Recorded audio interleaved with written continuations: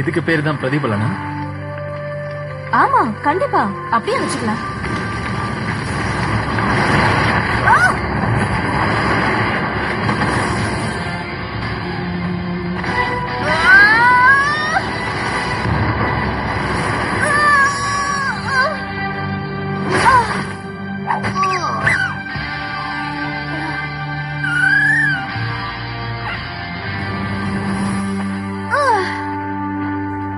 Sorry, நீ குறுக்க வராம இருந்திருக்கலாம்.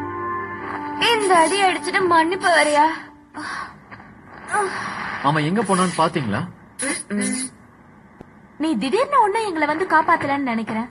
அந்த பையன் டாண்டேவை தேடிதான் வந்திருக்க. எதுக்கு? அது இன்ஹியூமனை பத்தின விஷயம். நானும் இன்ஹியூமன்